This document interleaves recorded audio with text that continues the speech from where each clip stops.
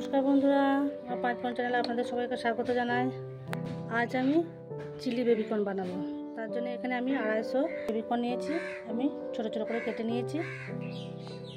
গোলমরিচ, নুন, আদা রসুন বাটা, লঙ্কা বাটা, টমেটো কুচি, পেঁয়াজ কুচি, ক্যাপসিকাম কুচি, কাঁচা লঙ্কা কুচি আর সাদা তেল। আপনারা প্রথম থেকে শেষ পর্যন্ত দেখবেন, ভালো লাগবে। প্রথমে আমি বেবিকর্নটাকে মেখে নেব। একটা বাটিতে বেবিকর্ন নিয়ে নিয়েছি। এবার এর মধ্যে দিয়ে দেবো আদা রসুন বাটা,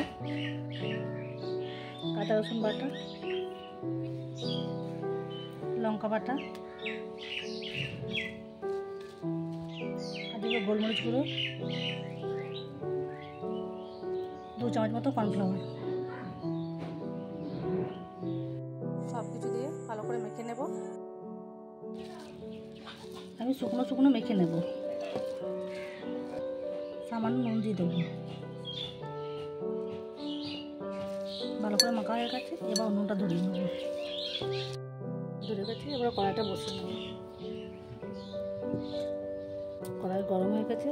এবার আমি সাদা তেল দিয়ে বেবিকর্নটাকে হালকা ফ্রাই করে নেব। তেল গরম হয়ে গেছে। এবার বেবিকর্নগুলোকে হালকা ফ্রাই করে নেব।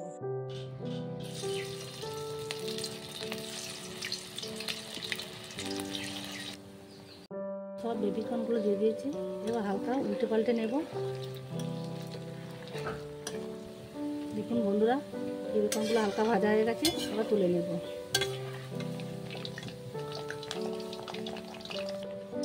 সব বেবিকর্নগুলো তুলে নিয়েছি। এবার তেলটা আমি হালকা কমিয়ে নেব। তেলটা আমি কমিয়ে নিয়েছি। এর মধ্যে দিয়ে দেবো পেঁয়াজ কুচি। আমি 4টে ছোটো সাইজের পেঁয়াজ কেটে নিয়েছি। পেঁয়াজটা হালকা সেদ্ধ হয়ে এসছে। এবার দিয়ে দেবো লঙ্কা কুচি,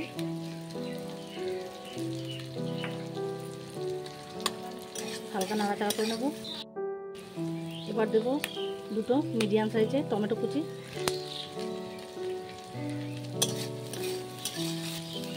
আবারও হালকা নেড়ে চেড়ে নেব। এবার দিয়ে দেবো ছোটো সাইজের একটা ক্যাপসিকাম কুচি, আবারও হালকা নাড়াচাড়া করে নেব। এবার দিয়ে দেবো আদা রসুন বাটা,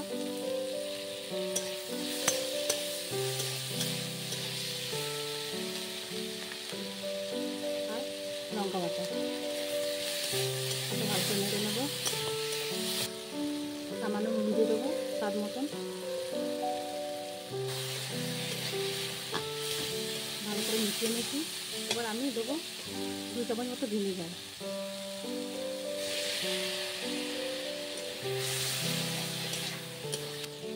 এবার দিয়ে দেবো 1 চামচ মতো গোলমরিচ গুঁড়ো।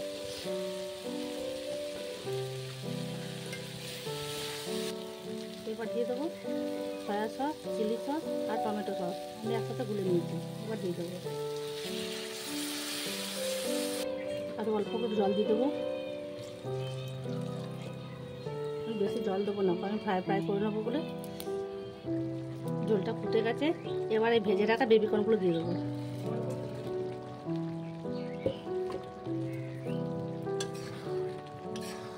ভালো করে মিশিয়ে নেবো। আর একটু ফুটে এলে নামিয়ে নেবো। আমি বেবিকর্নগুলোকে বেশি নাড়াচাড়া করবো না। বেশি নাড়াচাড়া করলে ভেঙে যাবে। হালকাভাবে রান্না করতে হবে। দেখুন বন্ধুরা, সুন্দর মিশে গেছে। জলটা অনেকটা শুকিয়ে এসছে। এবার নামিয়ে নেবো। দেখুন বন্ধুরা, আমাদের চিলি বেবিকর্ন রেডি হয়ে গেছে। উপর থেকে কটা কাঁচা লঙ্কা দিয়ে দিয়েছি। খুব ভালো লাগছে। বন্ধুরা, আপনারা এরকম বাড়িতে চিলি বেবিকর্ন বানাবেন, খুব ভালো লাগবে। এমনিতেই বেবিকর্ন খাওয়া স্বাস্থ্যের পক্ষে খুবই ভালো। এরকম চিলি বেবিকর্ন রান্না করলে রুটি কিংবা পরোটার সাথে খুব ভালো লাগবে। বন্ধুরা, সবাই ভালো থাকবেন, সুস্থ থাকবেন।